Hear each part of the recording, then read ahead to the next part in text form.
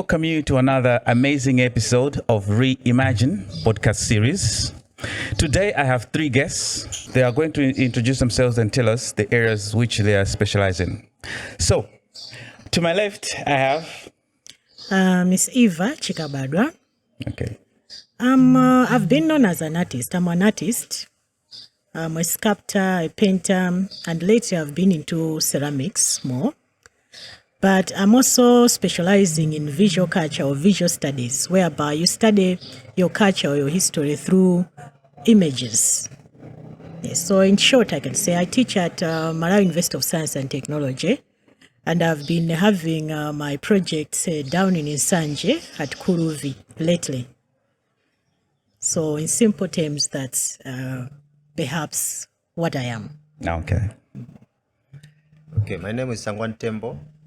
I specialize in anthropology and indigenous knowledge systems.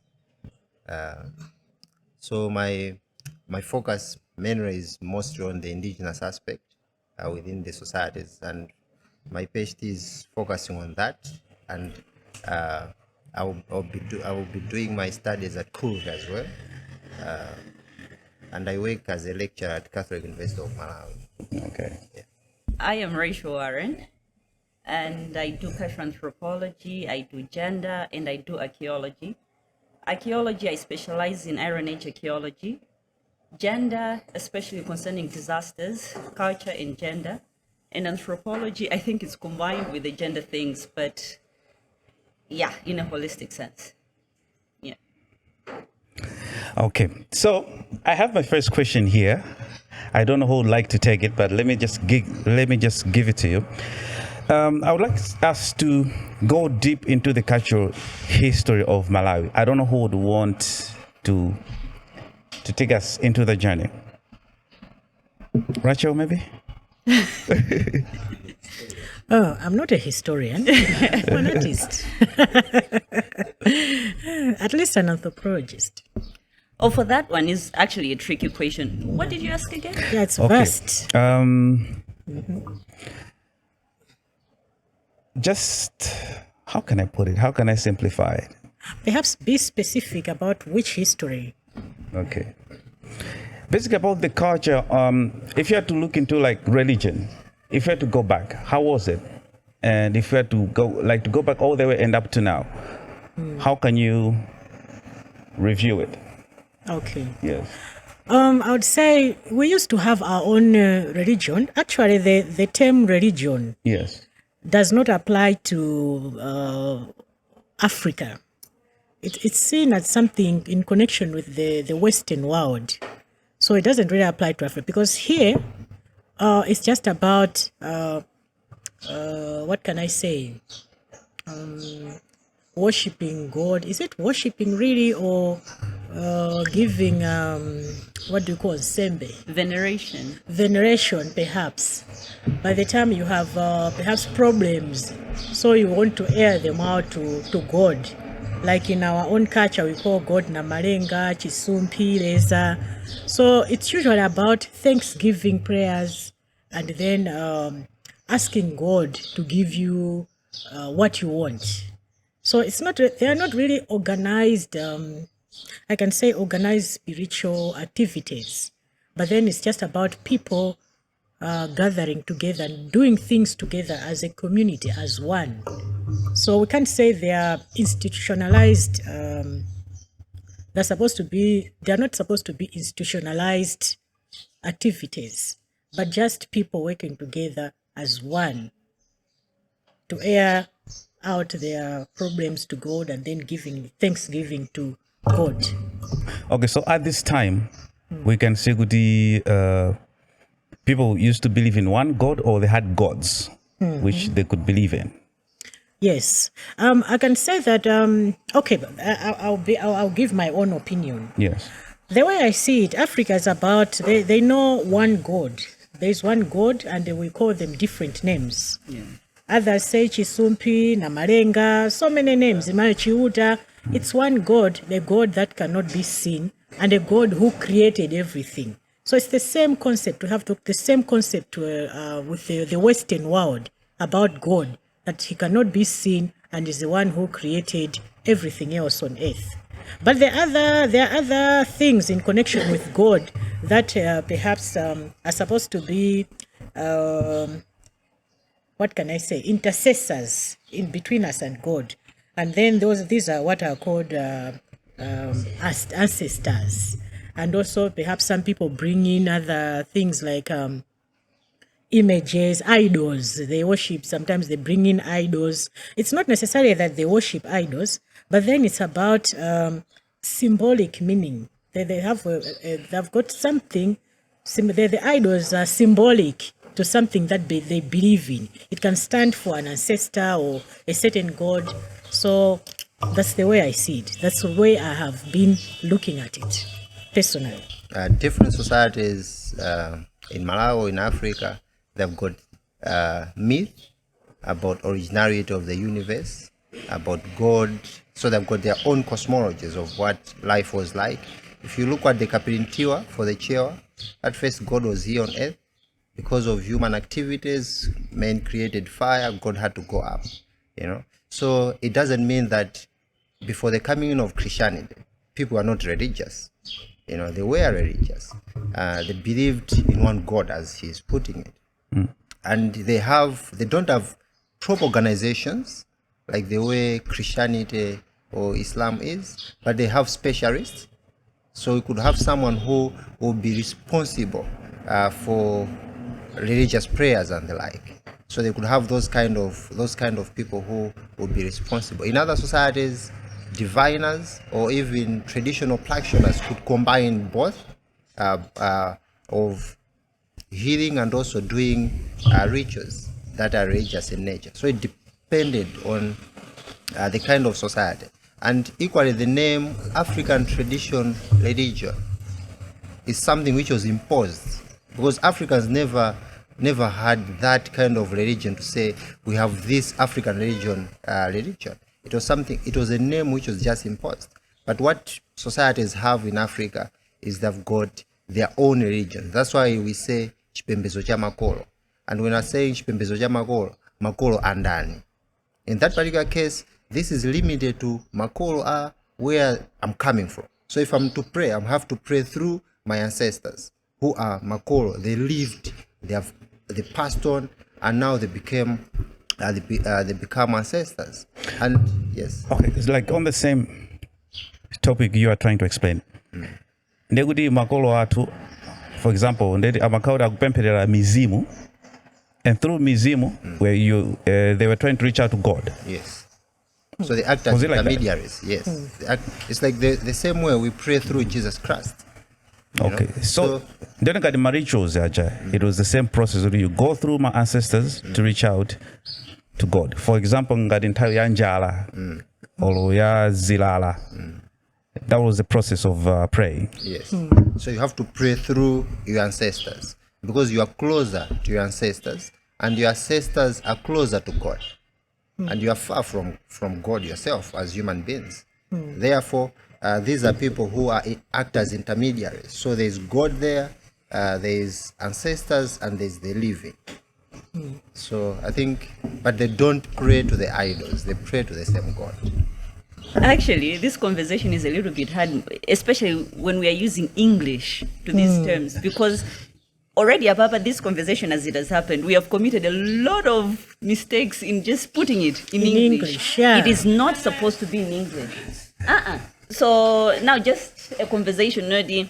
But unfortunately, we have to understand it in English. So we learned it in English, and we then have to decipher it in a way that it has to make sense. But unfortunately, there's just a mix-up.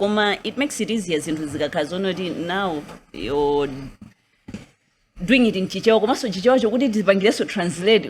Already she was talking about how the relationship with God and everything that surrounds it, that even the term religion does not translate to what we have. So for you to begin to circumvent all those issues, it's a whole paper on its own. Yeah, actually, it leaves you with no words. Like you want to say something, but then you find out that there's no term in your own language, and you go back to English, and then you mess up everything. Like I want to run away from the term religion. But then there is no alternative to religion in English that would translate to our own words. Okay, so we cannot mix up religion and Christianity. They are not one and the same. No, Christianity, well, it is a religion. Yeah. But for Africans, it is a lifestyle. It is your everything. It is everything that surrounds you, your decisions, how you view things. It is your worldview. It is the totality of you. It is your lifestyle. It is how you treat even the objects. It is how you relate to your surrounding, how you interpret the weather, how you relate with animals, how you relate with plants. And when people say we've lost it, we haven't really lost it. It is a part of us, only that we have redefined it. So things like it was something that it just passed us. But why does it even exist? It is part of our worldview, and that worldview is what would translate to be part of what is connoted as religion, when it is actually not even a religion. It is the holistic sense. It is everything. In pottery making, in getting your herbal medicine, the way you interpret the day is going to be, how you translate about your space, it's the totality of you. So it's not even a religion, because then I think we are getting to the part of where then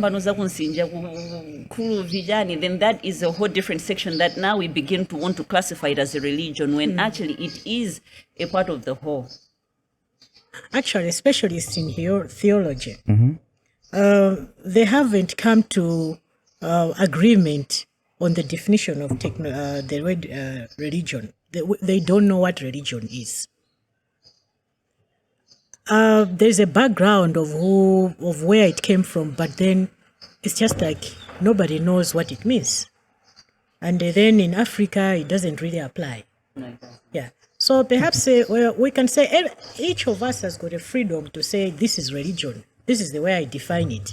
For me, it's something that is institutionalized, a well-organized institution, which is not the case with African zipembedzo za Africa. I won't use the word religion. I'll use zipembedzo perhaps. Okay, so I think, like my next question, I think in the next few, the recent years, they have been trying to bring back the old culture of the religion chakalis. They are trying to resuscitate it in the recent years. Do you think it's feasible? Do you think it is a good idea? Do you think it's going to work to fuse the old ways of worshiping and praising into our modern world? It depends, I can say. It depends. It's also about how perhaps the modern religion, the modern institutions in religion have presented themselves. I've seen that a lot of people have lost trust in perhaps the Christian religion, especially the Pentecostal and the like, who are just, it has become business, sort of. Yes. People just want to enrich themselves, and then people have realized that, no, these people are not real. It's not about talking to God. It's not about worshiping God. It's about themselves. So people are trying to regurgitate, to say, what is it really about religion that I'm benefiting? Or is it about personal benefit to abusa, azibusa, menezilim? If they can consider what Makoro Atu used to do, it was about the benefit for everyone. Let's say, for example, they pray for the rains. They come together, pray for the rains. They come together in Thanksgiving. Benefit. And it wasn't really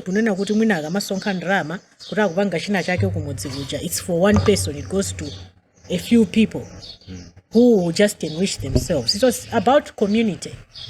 So people are coming to a realization that, no, I think this is more of business than for a community benefit, for spiritual benefit, perhaps.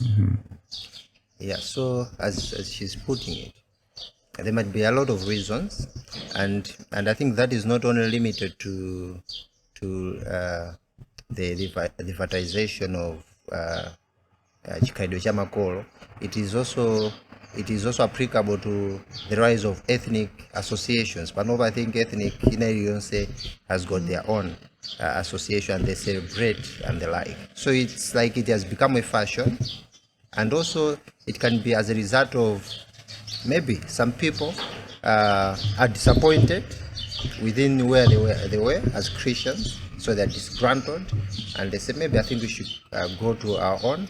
It might also be it's also as a result of the need to address some of the problems that we're facing. We're facing a number of problems right now as a result of the broken of our social organizations. We've got, it seems we don't even have a solution to street kids, for instance. So as Rachel's putting it, chikhalidwe cha makolo is about the way of life, how we live in societies.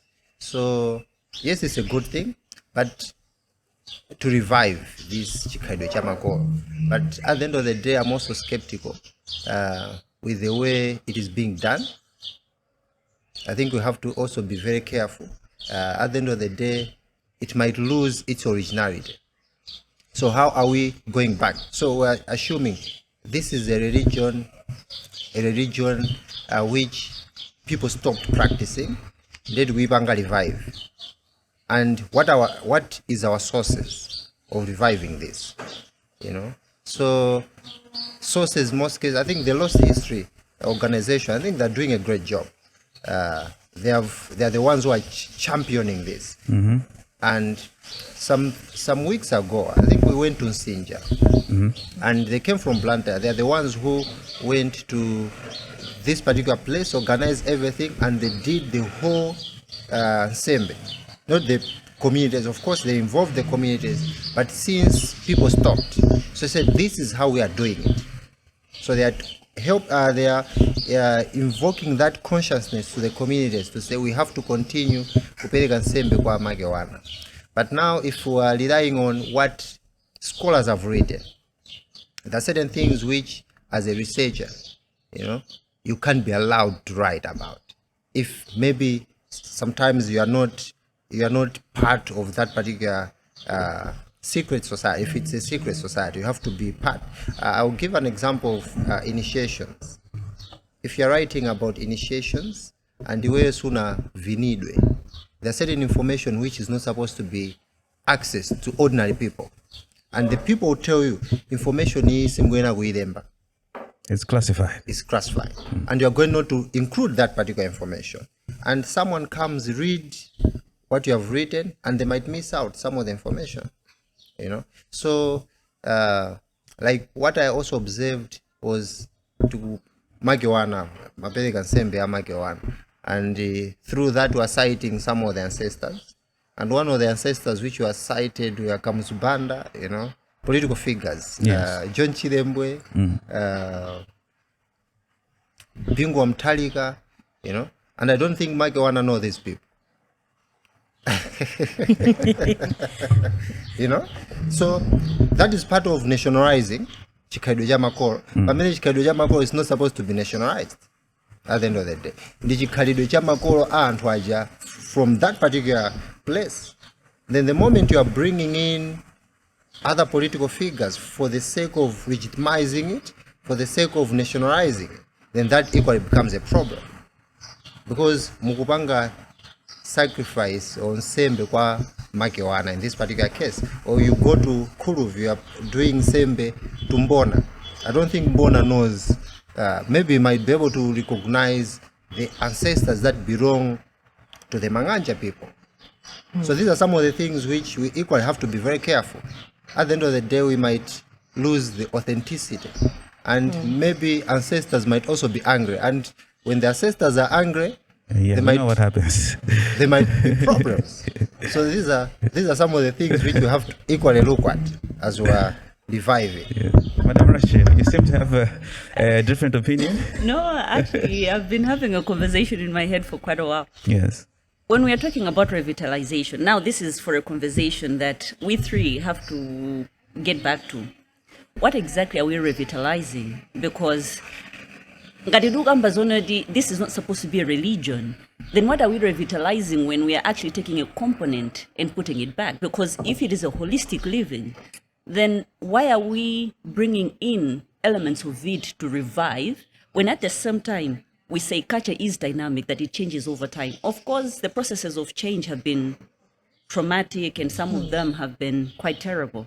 But what are we reviving if it's something that is supposed to be holistic, that it's part of our everything? Because if we are bringing back Kuluvi or anything else, aren't we beginning to create commodities now in the elements of culture? Because that's also the danger with Kuluvi, what has become now. It has become of that nostalgic feeling that I should see what was there in the past. Not really that you want to be a part of, but rather see what was there, and then you get out of it. But the moment you begin to commodify, doesn't that also create the problematic nature of culture in itself when it's reproduced for tourism? Zomwe, you've actually been talking about authenticity. Why are we looking for the authentic when the authentic is now? Are we trying to recreate that image which the white people have actually been trying to tell us of our problematic past? So anyway. Yeah. If you look at the case of Kuluvi, Kuluvi has been managed for many years by the communities themselves, you know. And if there are places, and equally kusinja, it's a small place where there's a shrine of Makewana. You find big trees, natural trees under that. And at first I thought, is this a graveyard or not? But it's just a shrine. There's just with very huge trees, showing that these trees have been there for years. And the communities around that, the villages around that, they've managed to they've cut down trees all over, but they've left this place untouched.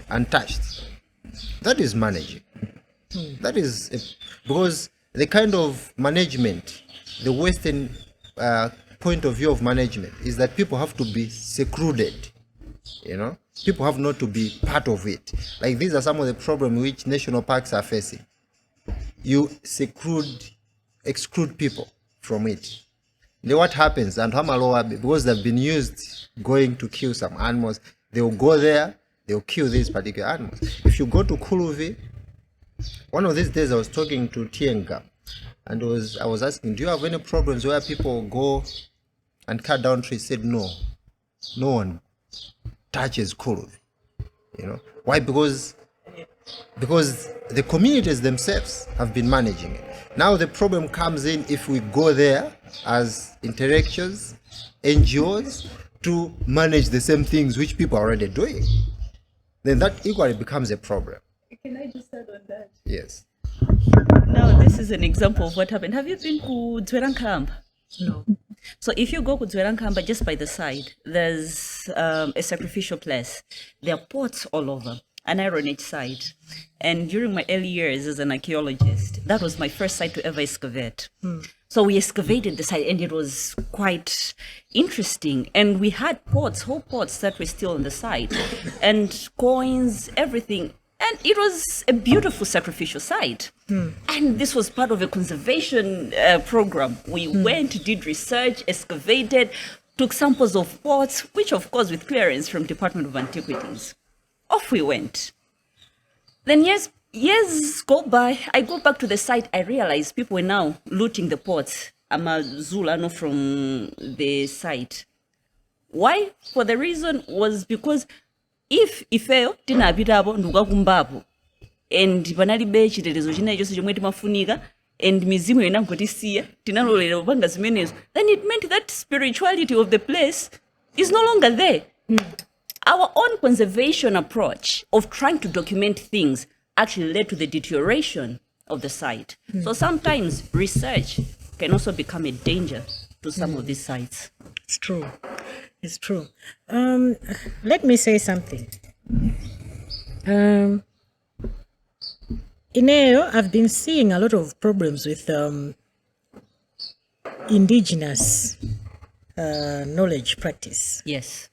Because sometimes it's like you try to fixate people to historical activities. Yes. While these people have moved on. Yes. Now we need to adapt. And we just need to perhaps appreciate what has been left that is still being appreciated. Yes. So in here, I've been talking about cultural innovation instead of, it's personal, right? Yeah. Cultural innovation instead of indigenous knowledge and Exactly. promoting of indigenous knowledge. Exactly. If you look at Kuluvi, there are so sorts of innovations that were there in history and are still happening now. Yeah. And if we can still encourage more innovations about Kuluvi, it means those people are going to accumulate more value.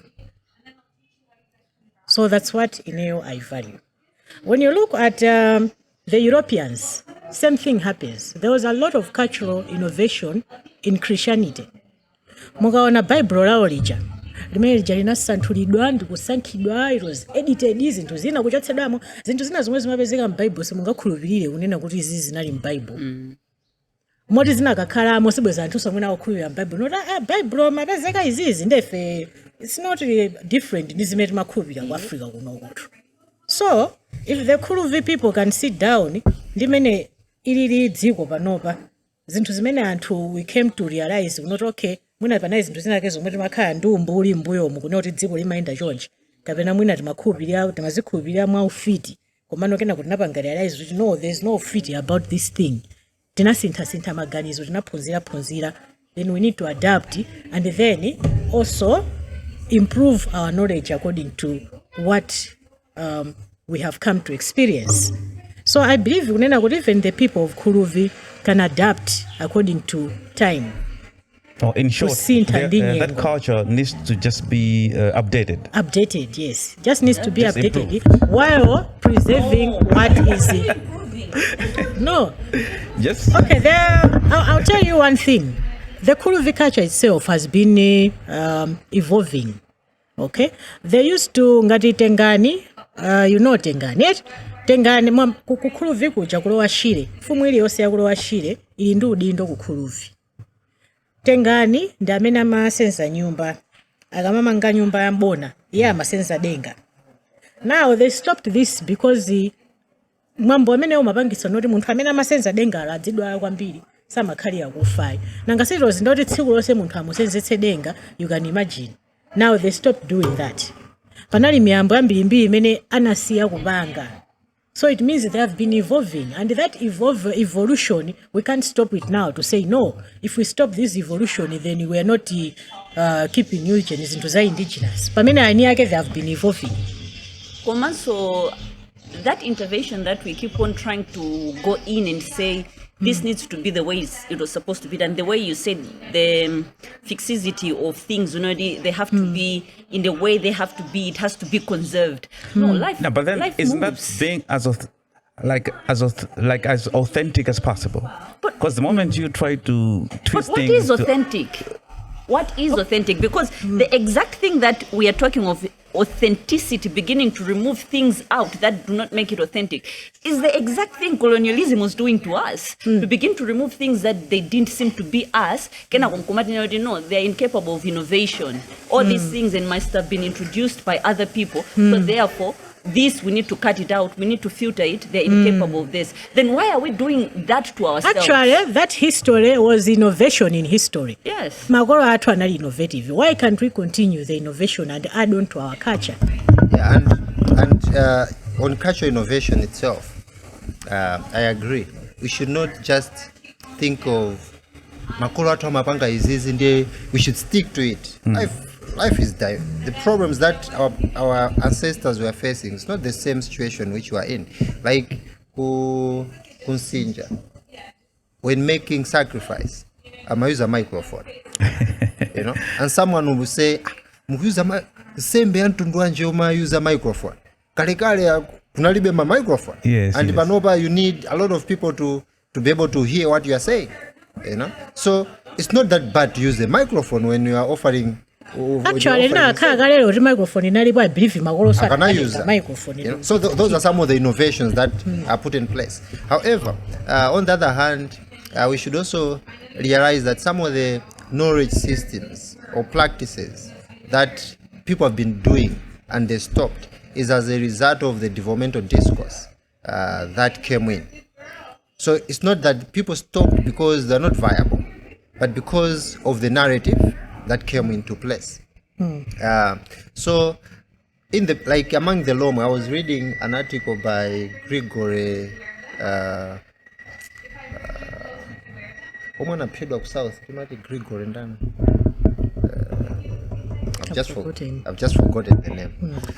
He highlighted different indigenous knowledge systems of preservation, food preservation, and storage. And he indicated these are the things which people stopped doing. They were doing in the past, but they have stopped. Then at the end of the day, when I was reading, I said, this year, and among the Lomwes, they were able to preserve batata, sweet potatoes, and this year, unagwa batata. So we are told to adopt, modern way of preservation. People were able to preserve seed. They were able to preserve different things. Aiga kan kitchen mujajani. So kubanga makaka jonjo. Yes. So at the end of the day, I was thinking, I think what is lacking is what the modern way of preservation storage has failed us.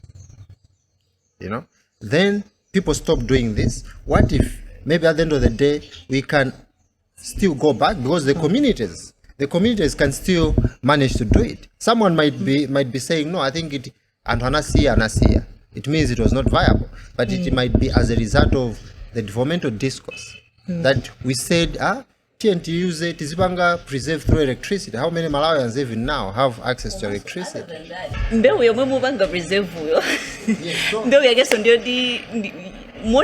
modified and mbewu pano si anthu ambomaganiza so my indigenous ujeni kumauza zonoti. And the thing is, even among academicians, we have literally colonized the rural area. Tibwera lero sinthani sidi usani sidi. That is very true. Kena kumuzauza ichotsanizo says we are going back to indigenous knowledge. Bweseletsani your original seed. Mukana ngodisiya, things would have performed. Yeah. We are beginning to colonize the rural area. Yes. They should stagnate. Kazipembedza ni magolo ife tizipita kuma assemblies koma tikafuna tizibwera kudzasuzumira kuti nyomuva ngajani, then we have that nostalgic feeling back of what it was in the past. Yeah, I think we've really lost a lot of variable things. I think most of these mbewu zakudya zomwe tikudya panopas, they're causing a number of diseases, and I think it's a business for someone. So if you're looking at seed panopa, we're talking of food security. People should have access to fertilizer, but we're not talking about access to seed, because right now for you to grow 30 acres you need a lot of money to buy seed for, rather 1 acre you need a lot of money to buy. So we've been told to leave all these things, then later on we're saying no, these things are good actually. So to answer back to your question, what is making people go back to the old roots is the realization that not everything about our past was bad. Because the Europeans came and painted a picture that everything about us is bad and everything about them is good. The religion is good and whatsoever is good. But then what we needed to do is just to keep what is good about our culture and go on and add on to our culture to make it more vibrant. So we need to have a selective culture. Yes, sort of. And it has not we need to. It was already there. It has been happening. I believe not. Of course, education in Abuleta interest, and I think education came like a boom. Kunena kuti ali esaine akulowa class ndikuphunzira zinthu pakamodzi. So my belief is when waphunzira class, for example, like zachina mwali kunena kuti let's say chokolo ndishoipa. What is the other things? Is as genes jazimakazi. Kulowa kufa ndikoipa eti. Mtamiro. So those things that even without being educated in class, people in the villages there were still realizing on their own, on their own. So people have been evolving on their own without being taught in class. I believe not. It's just not. It's a matter of time. Wait, it was happening at a slow rate. This is why perhaps the and they didn't like the slowness of it. It's a process that was natural. It could have happened even with our religions. We could have evolved in up to a certain point whereby it could be just the same as the Christianity. So this is why people are realizing not everything about ourselves, not everything about our religion was bad. We need to go back and perhaps preserve everything that was good about our culture, or it's about preservation of food. We had our own ways about medicine. We had our own ways. We had our own very good medicine that surpasses the European medicine. We need to take back those. And a very good example is COVID. We survived as a result of these herbal medicine. Yes. And for me, the discourse that has been there about harmful cultural practices that we are having, these are not harmful cultural practices. They are harmful as a result of maybe HIV and AIDS. What about minus HIV and AIDS? Were they harmful? They are not harmful. So it was a discourse of very few group of people who sat down and said, I think HIV and AIDS, because of these cultural practices, chokoro, widow inheritance, is causing people to die. Yes, but what about the functionality of that particular practice? I can assure you, during that time, I die. Like in patrilineal societies, if I die, my brothers are supposed to take care of my kids and their wife. And most of the women in the past were not working. In most cases, they were living in the kwa mamuna, and in patrilineal society, ngatmwapeleka malolo, nkazi belongs to where she's married. Even when the brothers see her back home, amamfusa mwabwera uzatani, ndabwera zangu kuyenderani, they are happy. But the moment you come back from the marriage, it becomes a problem. So elders, our ancestors sat down and said, what should we do? Because anawa akula umasiye. Okay, what should we do? I think the brother should be able to take care of their children. And since the mulamu wako ndi mkazi wako kale. Go on. So interesting. At first, there was no choice. I want to emphasize on what the point she has said, that not everything was bad. There are certain things which you are good. So at first, this particular widow didn't have any choice. Inuyo agutengeni in the hour. So he'll be responsible for the kids. He'll also be responsible for the wife. Right. Knowing men, I don't think a man would take care of a woman without benefiting. Of course. From her. Of course. In most cases.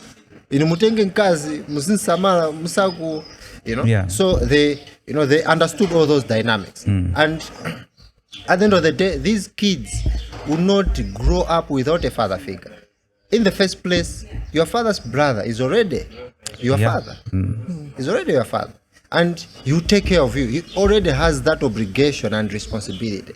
Later on, what was happening? As Maiso, Amamba, before that, they were given that choice. So this woman had a liberty to choose.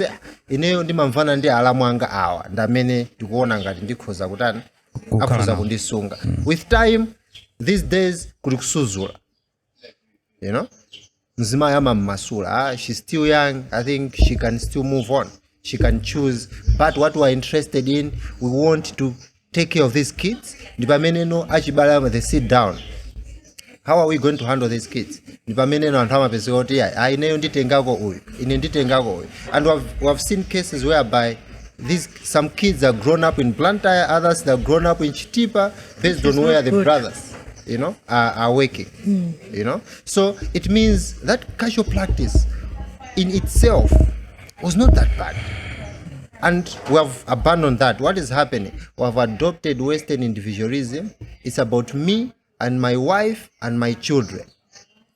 And my brothers also will be focusing on their kids. And what happens if I die? These kids, when they come to my house, I'll treat them as intruders. They'll be treated as anchito apa komo chani. Then ana jama tamangia on the street. So these are some of the things which, at the end of the day, we sacrificed as a result of, and homana banga suzmezo and hopuzira. They're the ones who sat down and started writing, even in the conventions, harmful cultural practices, but they're not that harmful. They had a function within themselves. Yeah, so perhaps they just need to go for a test, HIV test, and people started themselves. They started changing themselves, as we say in culture is dynamic. I think in the HIV and AIDS, Zmayu Samatan Tingotenga Kwana. Actually, when you were saying something good or bad, and you also said something good or bad, and immediately I said no. The exact problem, unfortunately, we think in English. Because the moment even we begin to talk about good and bad, we are not even supposed to be talking about good and bad. What is good and what is bad? Because in defining what is good or bad, we are already using Western epistemologies for us to define ourselves, when in itself is already problematic in its nature. Ngati zomwe magambira za ma issues za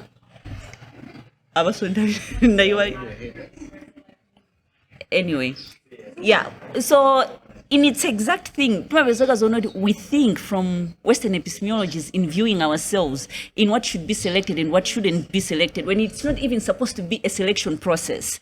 Because culture, when it's adaptive, it will thrive. When it's maladaptive and walker, they'll begin to ward it off.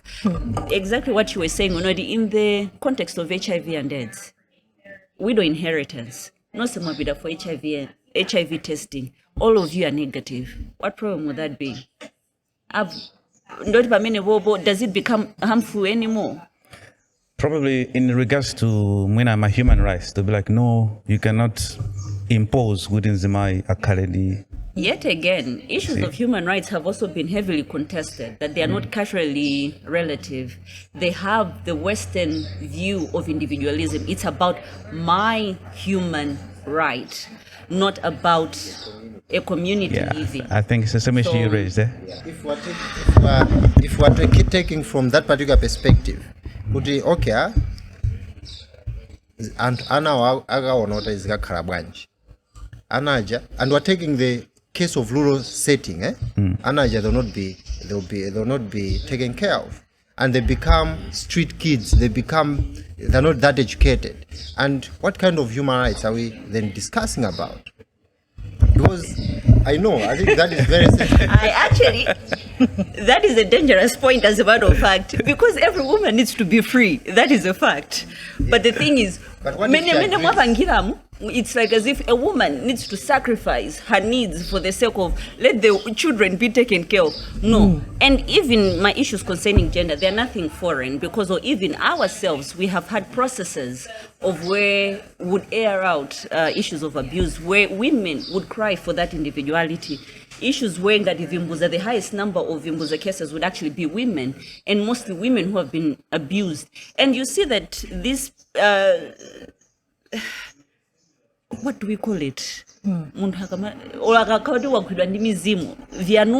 and all those. Vimbuza, Vianusi, all of them are mostly in patrilineal societies where women begin to cry out for a point of being viewed as an individual. And we've got processes where we have done it. And of course, women being treated as objects, that is a problem universally, and it has nothing to do, this is a foreign idea where women are crying out for their rights. Yes, universally we are also crying out for our own rights. Actually, every woman is a feminist. It just depends on the degree. And actually, even in Europe, yes, where they are championing the issues of human rights, women, for the same job in some countries, women are receiving less. There is poverty for women, even in developed countries. So we'll go to another practice, Feasibility. Yes. Haniva was arrested, if you remember, some few years back. He was being interviewed by, I think, The Nation, and it came to BBC and the like. And the Feasibility itself, equally involved. It was not the same.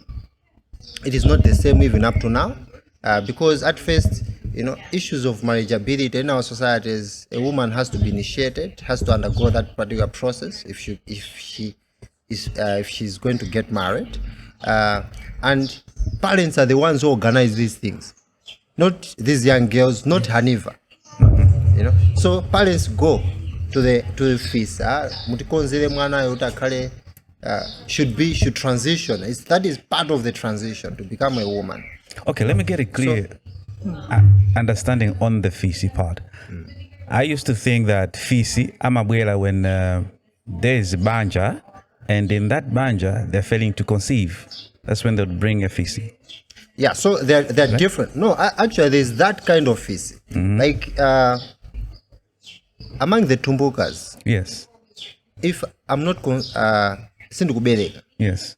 Then elders used to organize one of my brothers. Because the pressure now goes to a woman. But I think research has shown but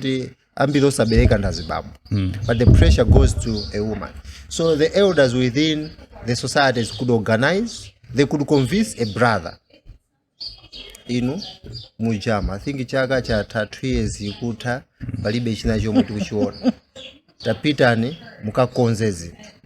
So one of the relative go akakonza. And this is the secret. And even ukonza yosako inota zikamba zinthuzo. Olataleza ajantu. Of course palena opanda kale. Amapezota kuyankwa. Is this makati zokuchitika ndi consent ya of the wife? What about the brother? No. The brother, no. Because of the ego, I think. Maybe they looked at that. So the brother, the husband would not know. And they'll take a brother or any relative. Akonza, mulibanja, muliana, mbanja, muja, ever. And kids, in most cases, if they resemble your brother, I think you can't suspect anything. Yeah. So that is the kind of feast. Yes. Now let's go back to this feast you were talking about. So this one is about Nsikana, because there is initiation ceremonies. And part of the initiation ceremony is that there is someone who is known as a feast who sleeps with these particular young girls to transition into womanhood. Okay? So this is something which everyone knows. And most of the initiation ceremonies, this is an institution, an education institution. It's like a secondary school or a primary school where people are taught how to become responsible citizens within their communities. So there are a lot of things which people are taught, and yet again we just focus on that particular bad element. So this particular Fisi sleeps with these women or these girls who becomes women. With the HIV and AIDS, there are now cases whereby if the Fisi is infected, then there's chance. I think on human rights issues, these women tend to be vulnerable. Then later on, actually when he was being interviewed, he said, Panopa, Makolo, because of HIV and AIDS, Makolo Mabwera so kuzandipasa ndalama for me to do this, the community themselves, and also is supposed to use a condom. That is part of the transition. Things are changing. Later on, it's now an issue of what if we remove the actual sexual intercourse itself, and it should just be symbolic. With time, things keep on changing. So, and they're getting infected and the like. It's more likely they will change. Of course, there's that need for education, and the like. At the end of the day, if according to the parents, if you have a girl who is not married, it brings shame even to the parents. So there's that particular pressure, So, and now go tenga woka element ikokawo basi. Actually, it's almost like as if Antoine Town in the my solution. So therefore, then tika uze ku HIV, kena wewo wazikonze, kena kuta uze mina ini go kalira, when actually it's not the case. So, like I think, as you said, good. I think to fail, we colonize these people. Do we just in the rural area? Yeah. And we impose things on them. Yeah. So I was doing a research for Jukwawa, mbali ya Kwatomani. During the disaster, before Freddy, but Cyclone Anna. This area was cut off from everything. So kunaduka wakwina kusonaduka. This was a community enodi inangotsekereka. Kunalibe magetsi, kunalibe access to everything. They didn't even have access to, I think, even my radios. Ana vuda jani zintu zambi, they were just cut off from everything, and they survived for 2 whole weeks. Mankwala menu jenka dispensary kuna bizoga zono di madza analowa mankwala se washed away. Timashopu kwa mama grandma vana adojani washed away. Literally, they survived without your policies, they survived without your medications, and they were able to live life. And mdera momemo azimaye na nabizuga anabeleka in that 2 weeks. Now, imagine to all these policies we keep on talking about Azam. What would have happened to these women? Let me say something here. Somehow, I'm not very comfortable with the word imposing on the rural people. Because I don't know how different people handle issues, different researchers handle issues. When you go to a community in the village, you talk to the village head. I'm here to do ABC. And first, they gather their fellow village heads to discuss about it. And then they say, yes, we are going to allow you or not. And they also call the community. They gather the community to discuss the issues. There's this person, they're bringing ABC. Are we allowing them? And the people say, yes, we're allowing them. So if we say impose, it's like we are sort of thinking of the communities in the villages like they don't think, they don't have the capacity to decide what is good for them or not. Just like us in the urban areas, we get things, let's say in classroom or from work or from books or from TV. We decide what we should adopt or not. They also have the capacity to decide what they should adopt or not. If you go to their village, if they don't want something, they will tell you we don't want it. And for Red Cross, they have been chased in Dinkwango and D2, you are trying to magazi because those people don't want those things. And there have been cases of other things like Magatemera. If the people in the communities don't want, they don't understand you, they will chase you away. So it's about them deciding we want, yes, we want to adopt this or not.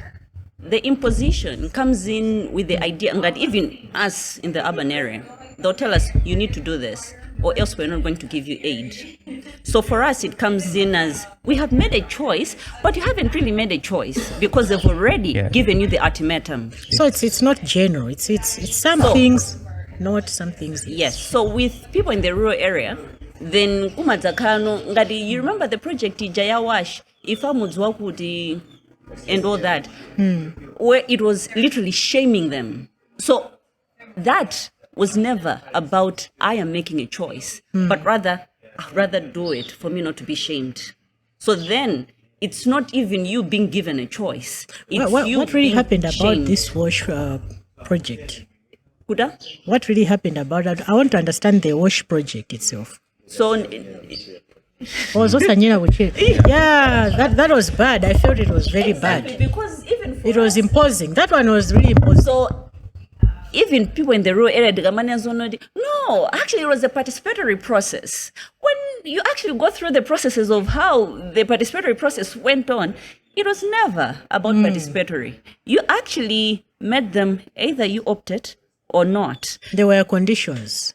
And some conditions, actually, ngati, if you've gone to my NGO in some of these areas, just listen to the kind of music, the Azmaya Jagamaimba, Mugamabwe. It's got a lot of message that you can already begin to see the relationship between people in the rural area and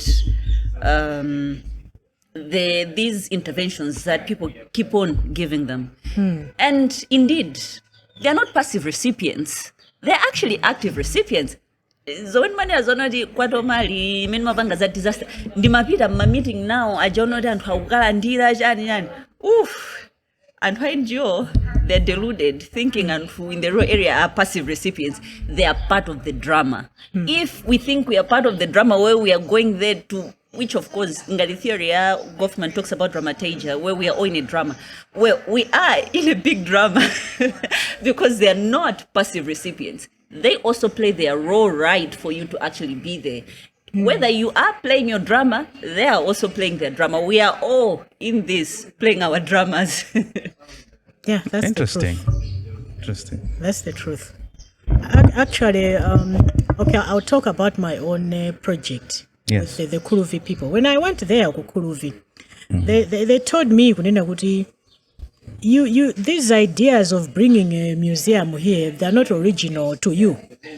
We also had the same ideas that we should have our own museum. Actually, Senior Chief Shimombo, of course, he's educated, he has built his own museum. But the people of Kuluvi always had this idea that they should have a house and keep the artifacts there to remind them about Bona and everything. So they said, you cannot do this alone. We have to work with you. And there are people you have to work with. So if you try to do this alone, you are not going to achieve anything. We need to give you names of people we can work with. And when I was doing the documenting itself, which other people have said, no, this is Western way of documenting. Documenting in pictures, is it Western? Are we trying to deny our own capability to document? We have been documenting in pictures. We have been making sculptures, paintings. That's a way of documenting. It's a sort of original way of documenting. It's meaning making, mark making, and meaning making. When you look at text, writing text, yes, it's something that is was perhaps imposed by the Western countries, because it was developed in the Western countries and brought in here for people to adopt. They had to teach us how to read and write. But then without teaching us how to read and write, even a child can document in images. So that is original to every human being. This is why we have kushongoni ukukulitisole. That's why we are somehow popular with that. But it was already there. And these people could document in images.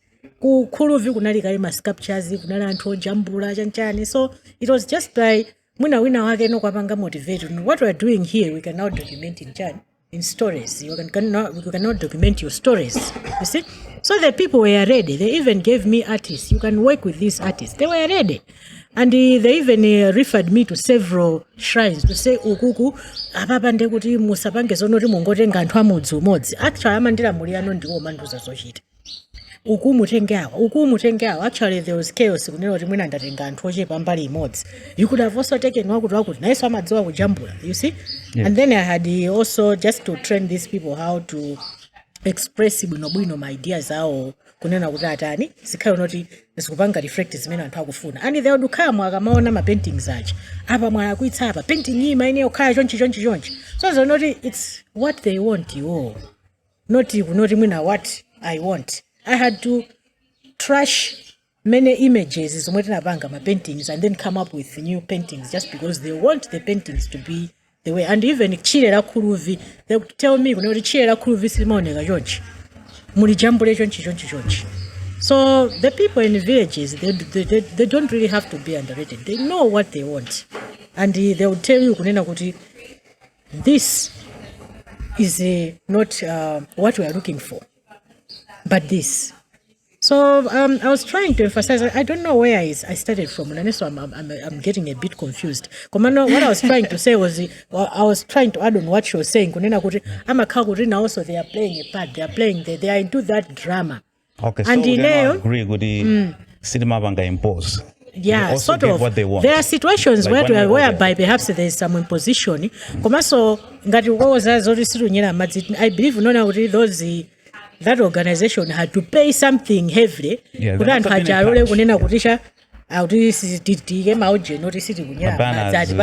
signs, yeah, that's it. So it's most of the times it's about money and gaining something, the benefit.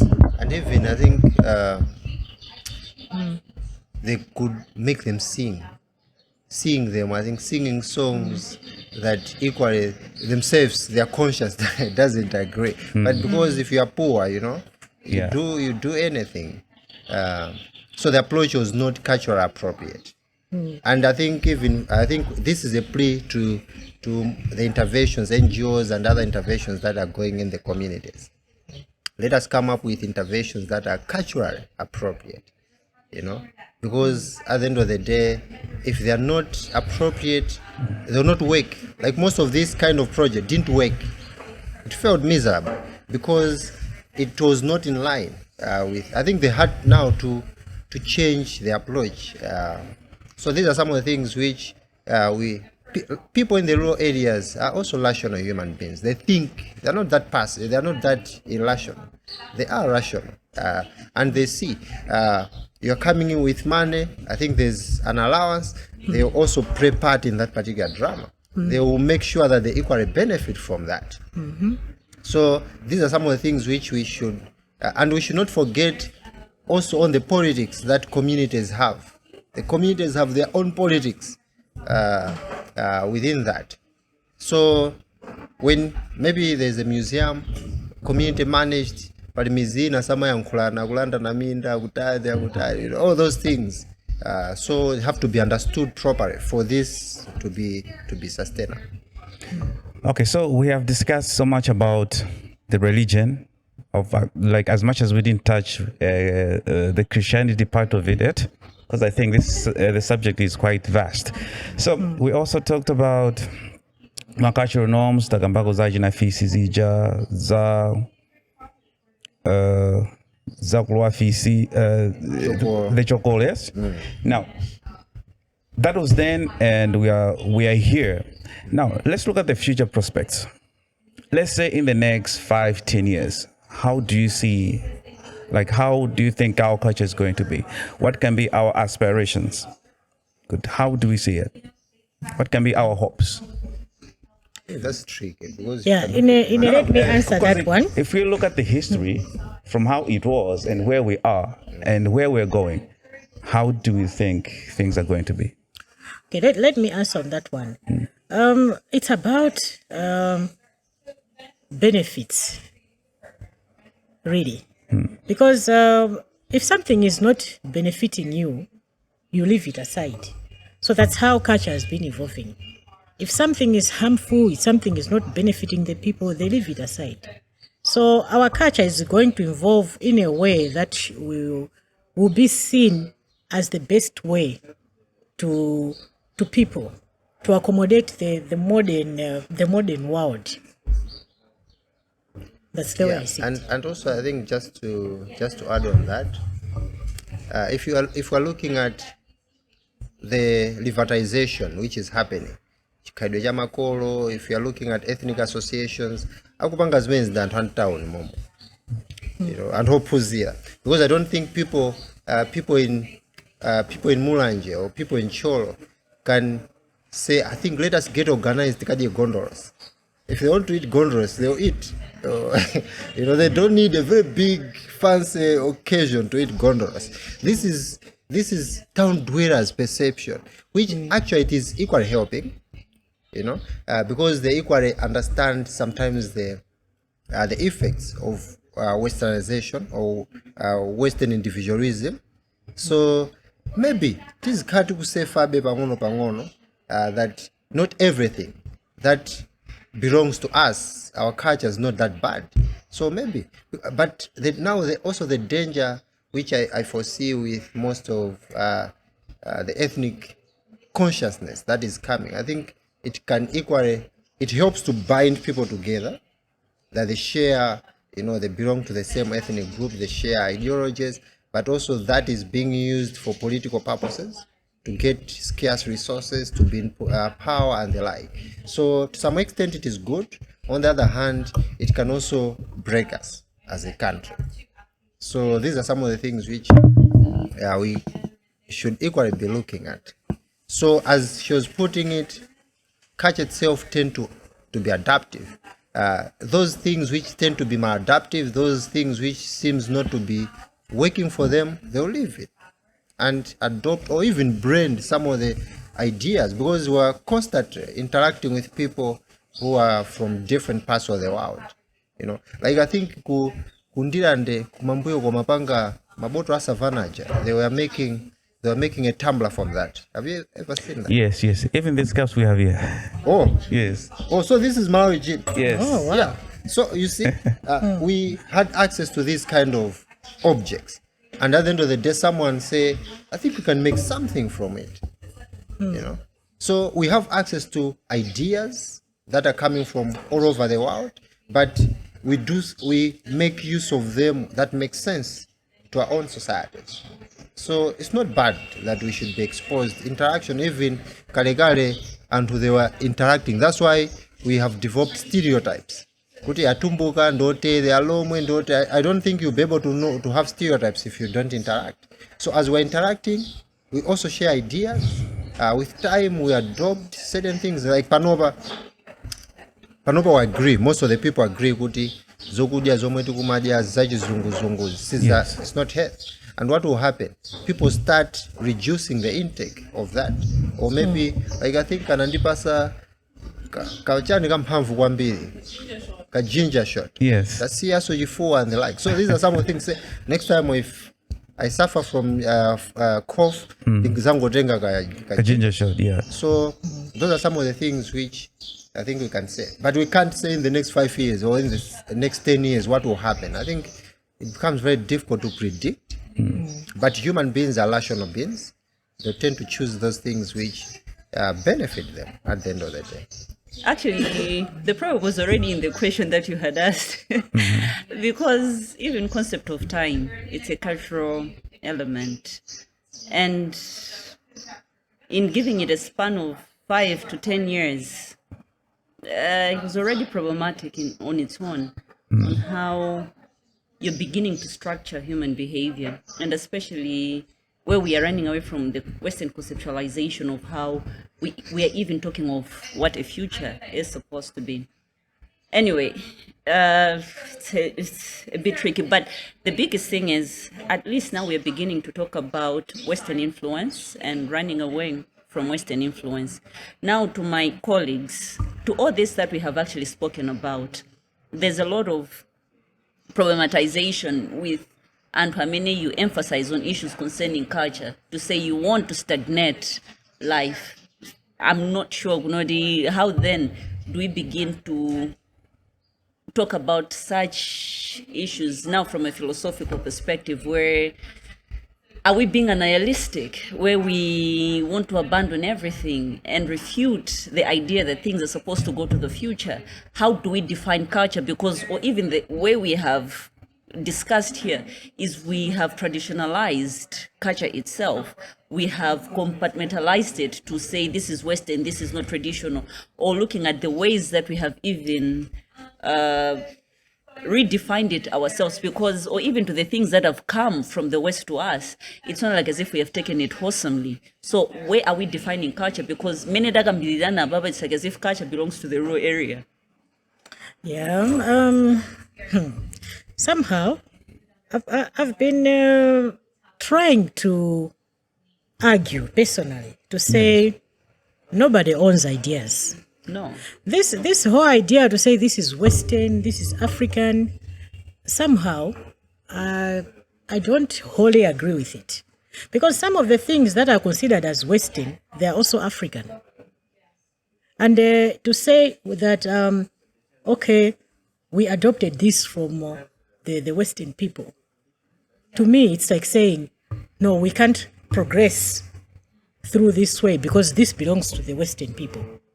But then if you look at a human being is a progressive human being.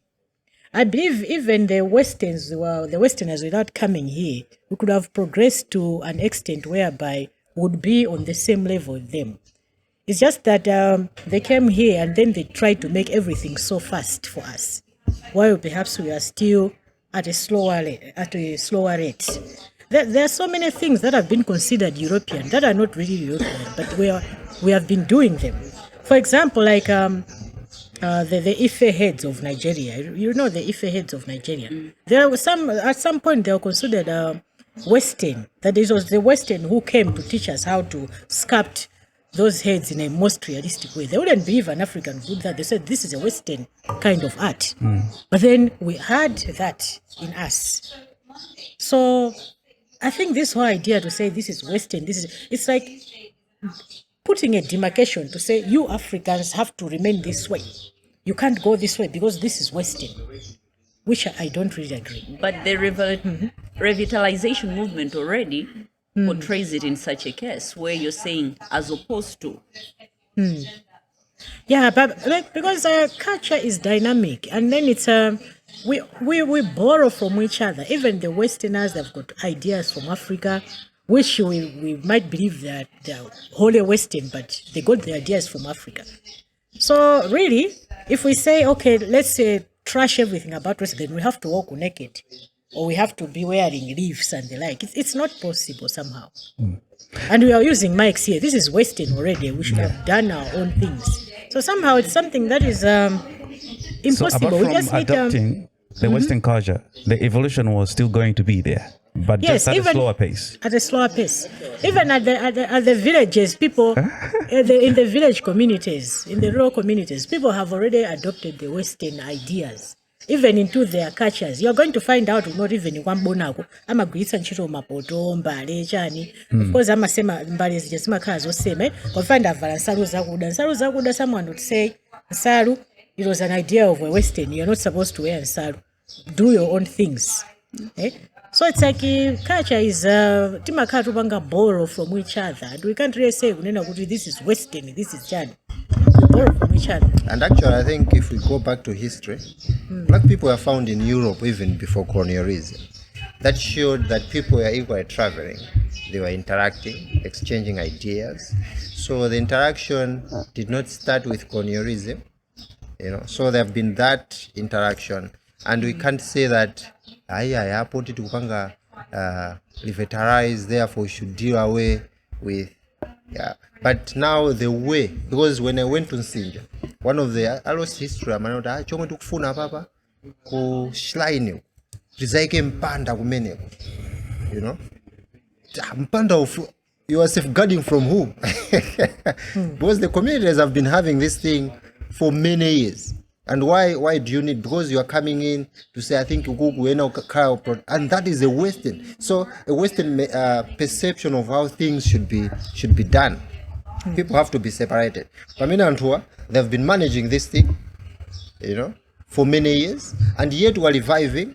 We are saying no. I think which is the and yet we are using the Western way of thinking on how we should do things. So I think we cannot blame ourselves who have attained Western education and the like, and we're trying to find ourselves. With time, maybe we'll see how it goes. Because we can't completely separate ourselves from the Western. Sometimes we feel it that we're talking about such career to get minute manena. Yes.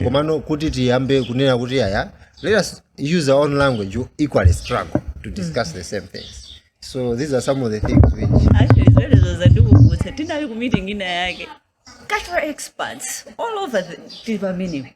And now let's bring in traditional dances. Traditional. Let's go eat traditional food. Why are we even calling it traditional food? Why are we even calling it traditional dances instead of just saying, let's enjoy dances, let's enjoy the food? But no, we are right there. Let's go enjoy the traditional games. And the word traditional is Western. This gap, where did it come from? As you have even put it, good in my traditional dance, my local foods, my traditional foods. Where did this come from? There should be that gap, the separation. This is Western. I think it was something to do with decolonization. So there's been a lot of talk about decolonization. Started as a result of classification. So it was an aspect of classifying. Like if you read some of anthropologists' books, they study of primitive societies. In that particular case, a researcher is saying, I am not part of this society. I am, advanced. I'm coming from an advanced society. I'm civilized, and I'm studying inferior people, primitive people. I'm not part of them.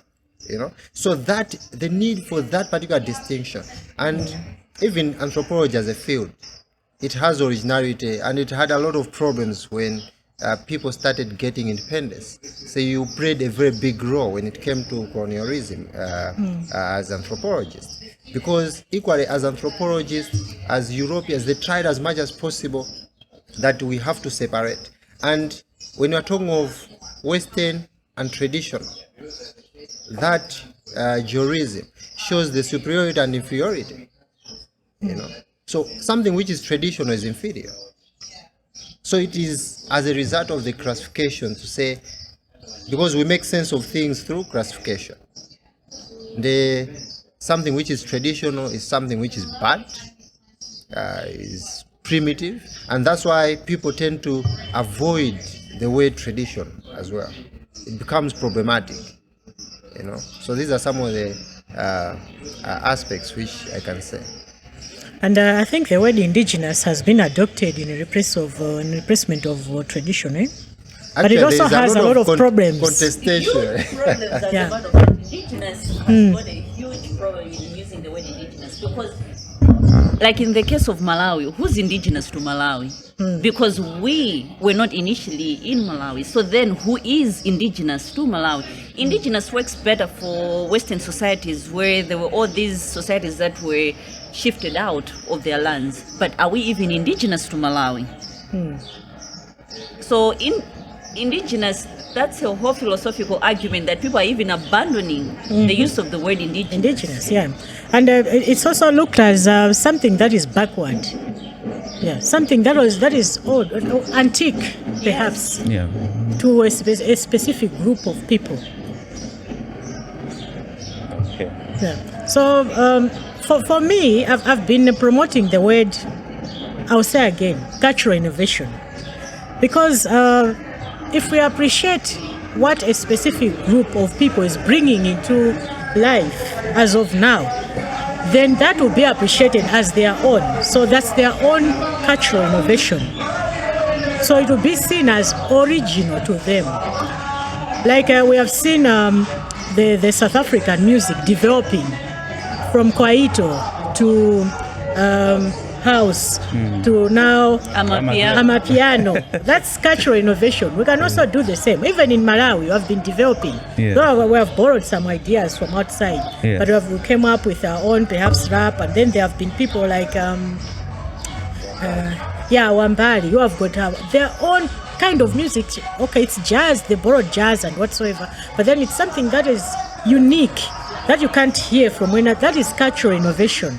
So instead of saying, okay, we should try to select what our parents, what our ancestors did, you find out that there's little that the ancestors did that you can bring on the table and be proud of to say, this is our own, this is indigenous. It's very also confusing because it's also indigenous to other communities.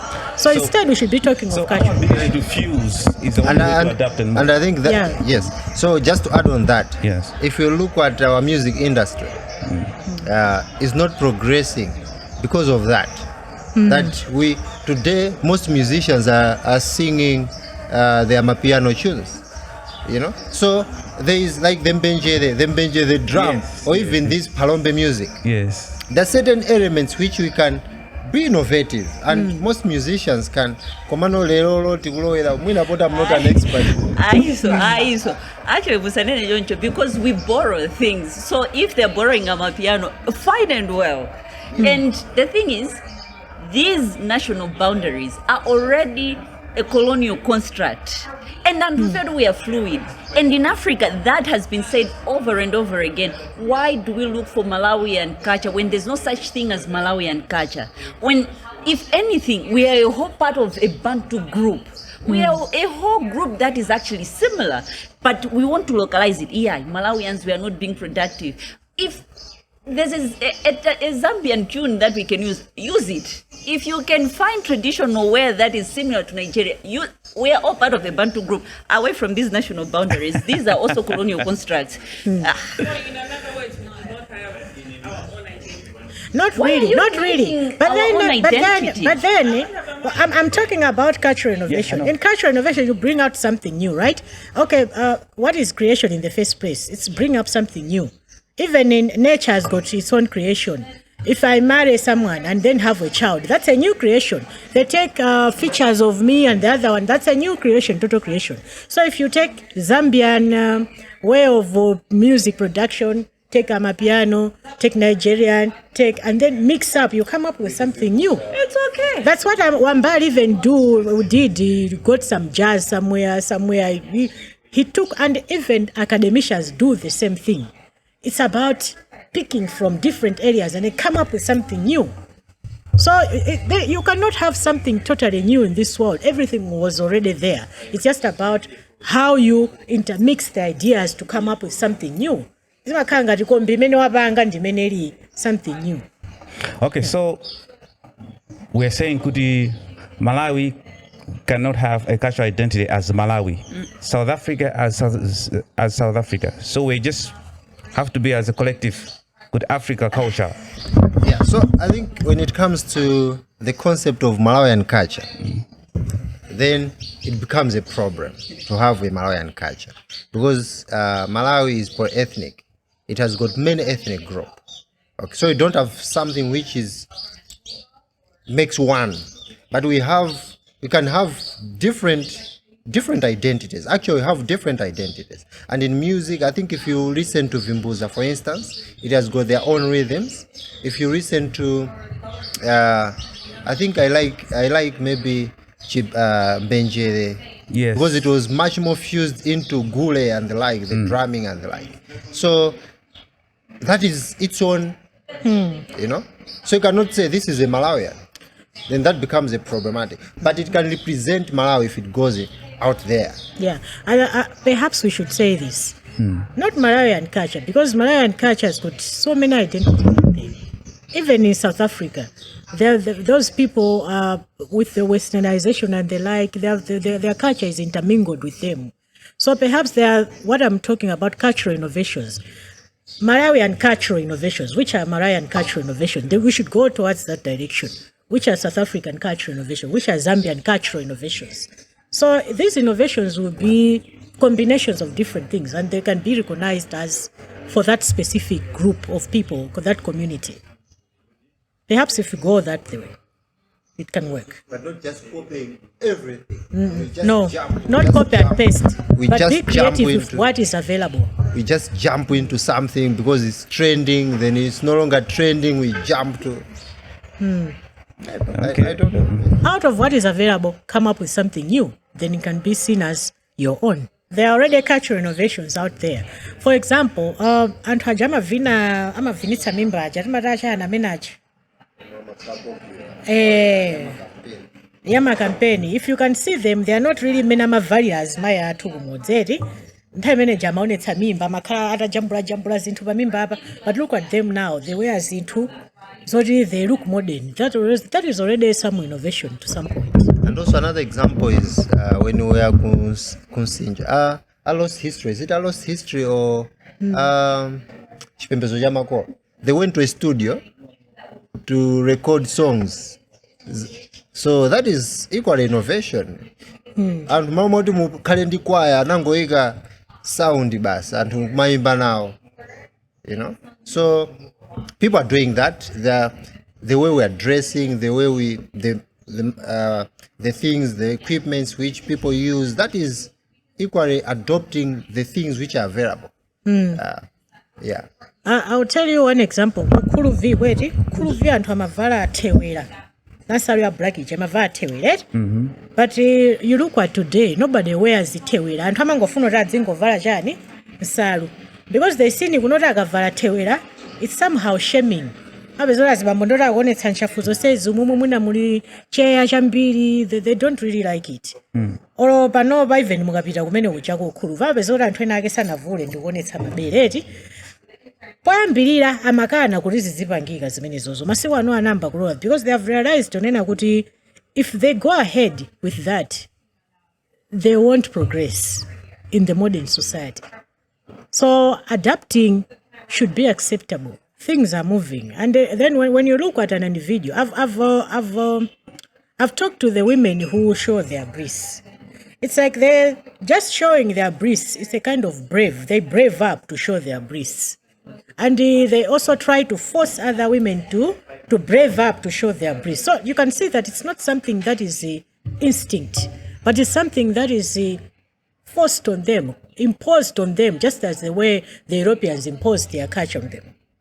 So sometimes we should let people be and then just let it smooth. Yeah, and it's going to be progressive as a culture. If the youngsters can be taught about the good things about their culture, and if they accept them as something that is beneficial to them. That is something that is going to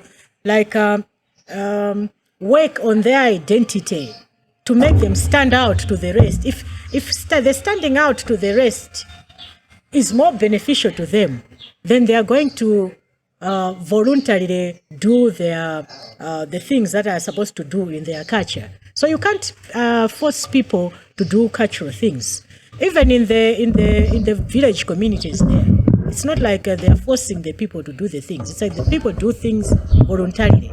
If somebody wants to be a Christian, for example, I'll give you a good example of Kuruvi. There's even a church in Kuruvi, and some people were wondering to say, how did you allow people to build a church here?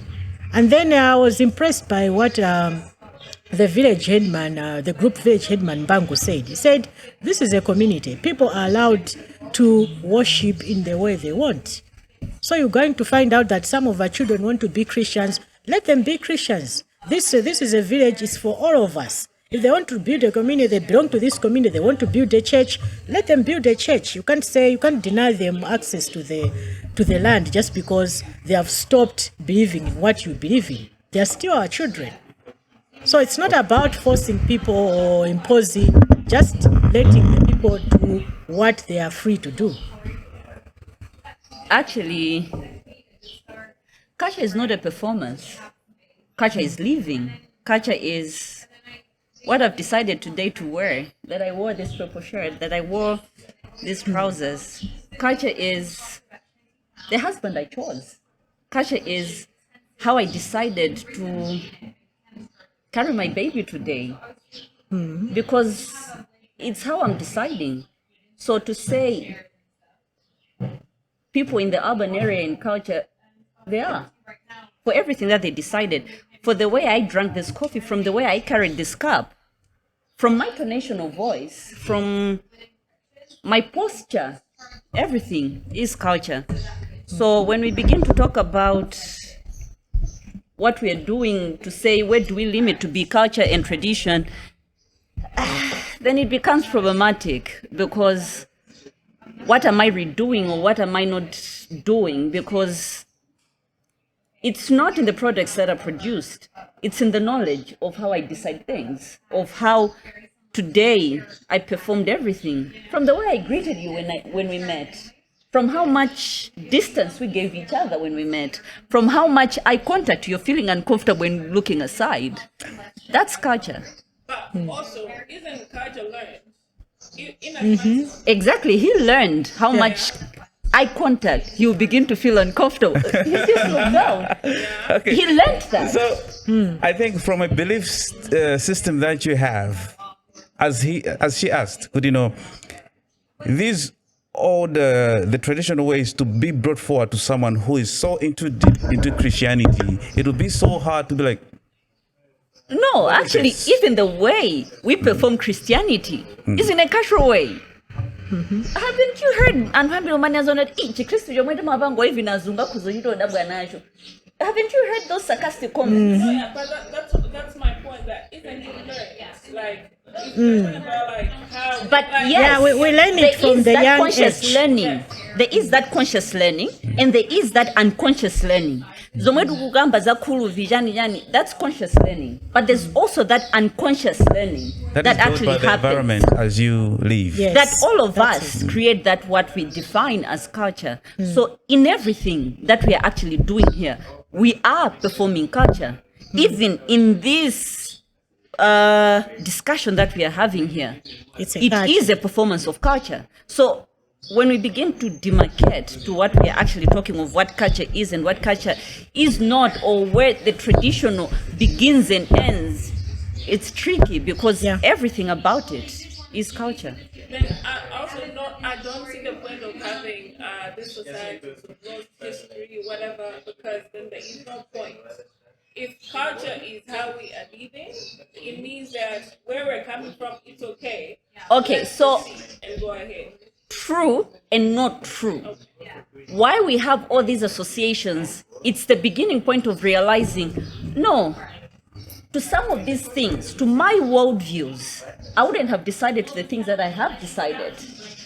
So now we are all covered up the way we are dressed. This is a heavy influence on other cultures where nudity, like the way you've actually said about Christianity, how we even view nudity, that this is nude and this is not, it would actually be defined in the context of culture. Team associations that we have now begins to make culture to be a performance. Then how do we begin to reshape our worldviews, of which, it is a performance. Then because of even the democracy we have, those are elements within culture. Those are the things that we have borrowed, or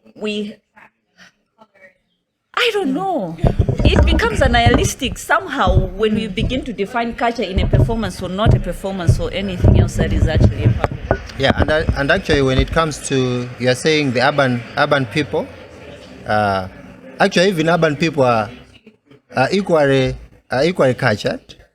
Yes. We're equally cultured. So even when we go home, I think we know where the shoes. I don't think you feel comfortable if you find your shoes on the table. Or if we had a toothbrush right here, it's all because of our classification, and that is part of culture. So even people in the urban areas, they are cultured, and that start at the family level. So we're taught so everywhere in the world. So we're taught how we're supposed to behave, And when we went to Nsinja, we went with students. These are college students, and they could not believe some of the things because we were discussing some of the things in class. So when we went there was a time now for offering a sacrifice at the shrine. So they said, all those who are sexually active, all those who are hot, being hot, it means you are sexually active. All those who are sexually active are not supposed to go closer to the shrine. So only those who are cold, in this case, those who are not sexually active. It means young children before puberty and old people. They said if you tend to go there, zikakakuchitikira zina zake ukabwerera komwe mwachokerako sazatifunse fero. All the students didn't go. All those who, and these are urban, equally they understand the consequences if they don't follow. So everyone is cultured, even in rural areas. And that's why we said when it comes to chipembezo cha makolo, it's part of everyday life. It becomes very difficult to separate it. Of course, there are places which are sacred. There are places which are ordinary. Like in some societies, they have totems. Could a certain group, a certain clan originated from, let's say, a particular snake. So you're just walking, you see that snake, you're not going to kill it. And you're not doing any ritual there. You're not going to kill it. Even if it comes to your house, Mungo kanga the mizimu imene, because that represents who you are as a person. So these are some of the things which, at the end of the day, everyone is cultured. And when it comes to the associations, lost history, akupanganda anthu antown. Anthu akumunzi, they don't need to sit down and say, history yathu ikusokonekera. Maybe that is also a Western point of view, a Eurocentric idea to say, I think we're losing these things, let us restore them, put them in order. But as we're putting them in order, sometimes we can create a mess. We can create a commodity, and we can create, who owns that particular commodity, who owns that particular place. So these are some of the things which equally happens. When it comes to Christianity, I can assure you most Malawians belong to more than one religion. Because when let's assume where I'm coming from, or most of the societies in Malawi, kutikapita kumaliro amanoti mwambo wa chalichi abapanga mwambo wao akamaliza kuti ngati kwathu kamati mdauko nthawi ya mdauko, there are certain things which you need to do, despite mwapanga misa, mwapanga mapemphero, there are certain things equally which you are going to do. Ukasegulira manda, olomatulukidwe in some societies mwambo watha mwaika sikumangotulukira pena paliponse potulukira ndi pamodzi you know. So all those things, even if you are coming from urban areas, I don't think you are going to say ineyo ndinaphunzira kwambiri nditulukira apapa, you know. Like in my village, after 2 months 3 months someone has passed on, amaphika mowa wa mizimu, amati mowa wa mizimu, people drink, and as they're drinking mizimu akuipangisa kuti itani, you know, it's a yeah. The same way in this sadak, right? The way they do the sadak, the ceremonies. Yeah. So at the end of the day, we're Christians, yes, but at the end of the day, we also do, you know, za chipembedzo cha makolo, but we don't need to say ayapa no pati kupanga no chipembedzo cha matufuna anthu. So there are things which are part and parcel of activities that happens. Like in some societies, mukamwika munthu uja, mumatenga kantengo mukhwekhwereza mpakana nyumba mwa makolo ake. When you want to come to the village, this is the house you should be coming, you know. So munthu uja akafuna kupita kumudzi, because we have got 2 villages, akafuna kupita kumudzi, apita kumudzi komwe kuli anthu kuja, and akalowe momwe anthu omwe, you know, the people who he can have influence on. If he's not happy, he can cause misfortune to these particular people. And when it comes to ancestors, societies equally have, you know, classifications. Forget in this Rwanda, we've got, you know, mizimu ina ya bwino. So we don't need to have an institutionalized building or a place to say, I think about kupanga samakolo and the like. Even when you look at the Christianity itself, it's deeply entangled in African culture. The worship of, let's take the Roman Catholic. Those are ancestors. And those are people who live. And if you look at many times, like for example, one of the Christian missionaries, Matthew Scofield, said no. And for akwa achipembedzo chambona anabela za chikhristu, because amaona kufananitsa kwambiri kwa chikhristu ndi chani chachipembedzo. This is why it came out to be so unique. Of course panayena aka amene amakhangata kusinjirira kwambiri komabe yeyonso without kusinjirira you could look at similarities. So even a Christian amakhanira kupanga zinthu zake which were still part of Africa, zamakolo. It's just to kunena kuti you just have a choice of an ancestor to follow. Say, okay, I'm going to follow Jesus. Unatai inandizibanga za Mbona. Unatai inandizibanga za Muhammad. So the culture is entangled somehow, and we are deeply related. Yeah. Yes. Okay. I think we have had a lengthy discussion over culture and some historical issues. I don't know if you have any thoughts or any message you would like the fans to listen to or to share with the fans.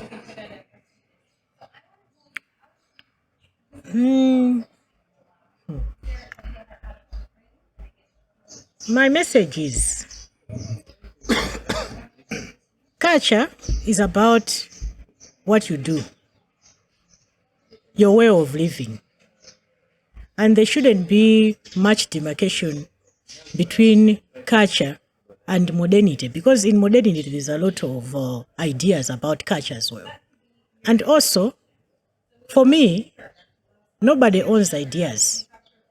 What are sometimes considered as Western ideas are also African ideas. It was just took somebody to say, okay, this is Western idea, this is African idea.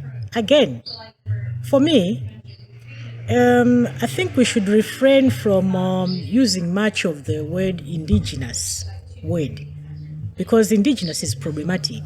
Rather, we should be looking at the current innovations that our societies are having that we can be proud of as our own, because what used to be before may be considered as something that is not valued, or perhaps something that is common to other cultures as well. So we should be looking forward rather than going backwards. We should just adopt what was unique and good about our culture and move forward rather than getting stuck in the past without any valuable reasons. Yeah, to me, I think the message that I have is that not everything that we do as the narrative out there, that cultural practices, whatever which is considered, which is associated with culture, is something which is associated with a lot of negativities. Because even if we look at capitalism is embedded within individualism, and this individualism is equally embedded within the cultural setup of the people. For us, we are much more embedded with the communal life, helping one another. That's one of the safety nets. So not everything that we've been doing, not everything that we do is something which is bad. I think we can learn and also be creative, as she's putting it. We can improve some of the things if maybe we feel they are necessary.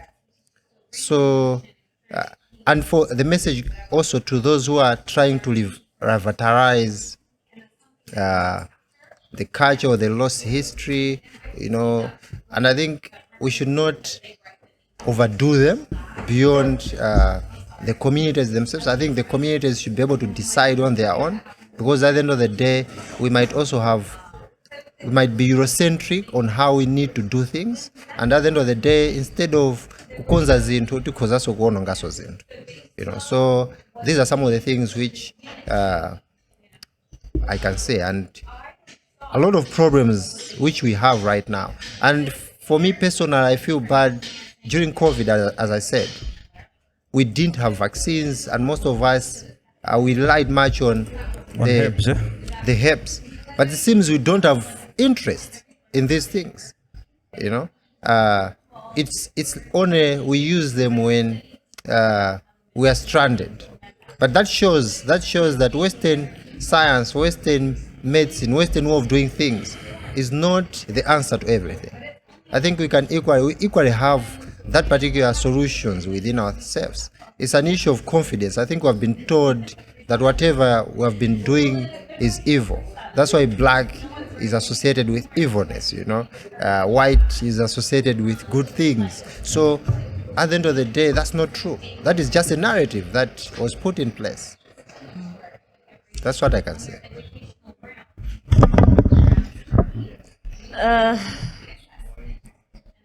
I think it's a little bit tricky for what you have said, words to everyone out there.